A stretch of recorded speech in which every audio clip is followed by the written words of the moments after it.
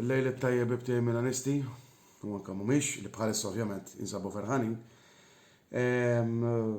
Erġajna tlifna. Erġajna tlifna. Din hija s-seba' telfa fil-kampjonat. Champions tal-Italja. Tlifna 7 logħbiet. L-aqwa li Pioli ġie jgħid illi t-tim qiegħed f'postu. Qed narah f'postu jien. Ma nistax noqogħdu ngħidu x'konna mingħajr Ġiru, x'konna mingħajr Teo. Sax noqogħdu żejrin hekk flok Ġiru la Pibra. Li urina kemm nħossu veru li Ġiru. Flok Teo la balloture għasandi għalfejn nitkellem fuq għax ma jiswa xejn. Jiddispjaċini li nitkellem dal-mod, però hija l-verità ma jiswa xejn. Il-bdil, per eżempju, ta' Pioli, sostituzzjoni ta' Pioli daħal Rebic. Biddil għall-loba Rebic indal. X'nistax nifhem, u għaw min jikkritika l-lejaw, Ma tajdi da x'għamel lejaw skurja ma skurjax. U qasam il-assists, però huwa l-uniku bniedem li prova jaqbes plejer għal-menu u Brahim Diaz biss. L-oħrajn. Kemm fadal biex tispiċċa?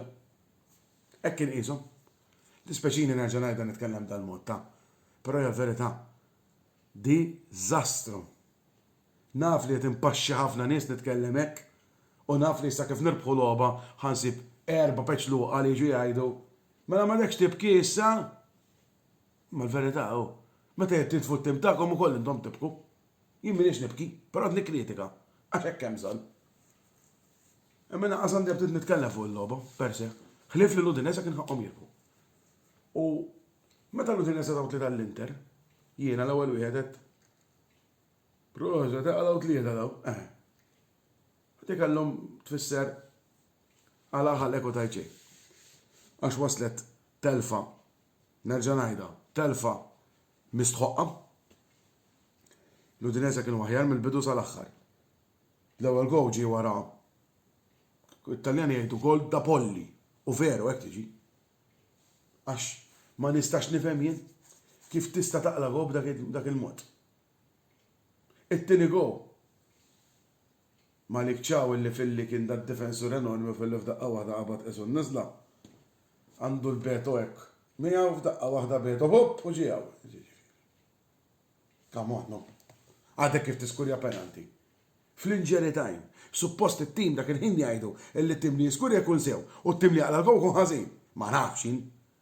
Bumtu għam mill-ewwel. Jibda t-tieni ħafna għalaw it-tielet gol fis-70 minuta. Onestament jiena li dak kien offside. Għax fl-ebda ħin ma ġab il-VAR li kien onside. Mhux noqgħod nitkellem fuqha ta' għax xorta ma kienx ikun ħaqna. Però fl-ebda ħin ma ġab.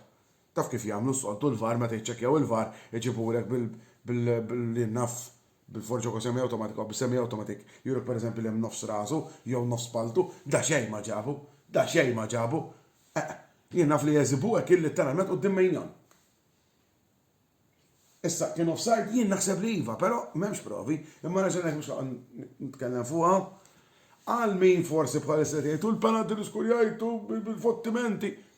Ir-regola hija ċara meta plejer jidħol fil-kaxxa sakemm il-plejer li ħadet il-penalti għadu ma tax il-penalti u plejer minn tat-tim avversarju daħal fil-kaxxa il-penalti jirtierġa' jingħata. Bħal hemm il-VAR fuq karta ħamra, fuq penalti jekk kienx jew le u affarijiet oħra il-VAR qiegħed fuq hekk ukoll.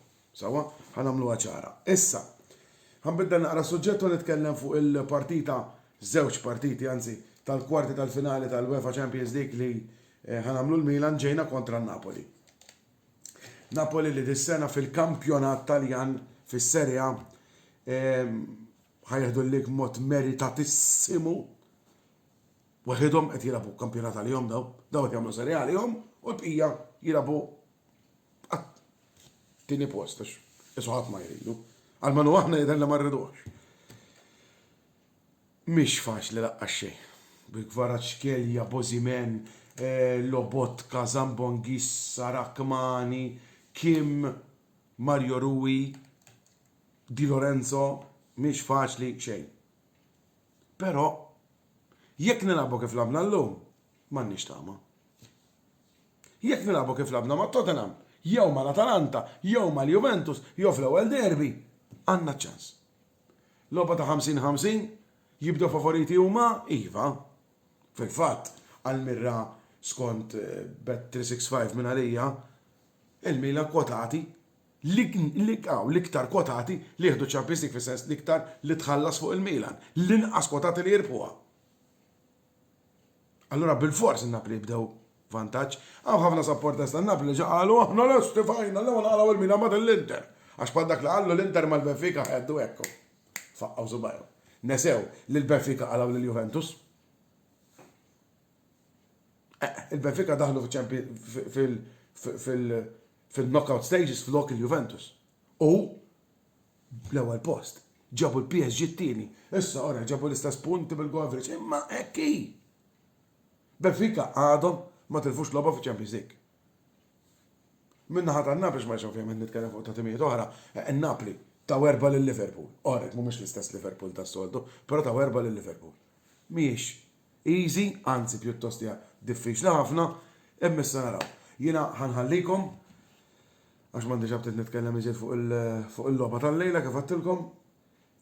ħanħallikom però qabel nħallikom infakkarkom l-appuntament li jmiss se jkun bl-editur Antonello Abela u Mark Xkembri li se jitkellmu fuq il-partita Inter Juventus jew kif ilu magħruf għalihom id-Derby d'Italja.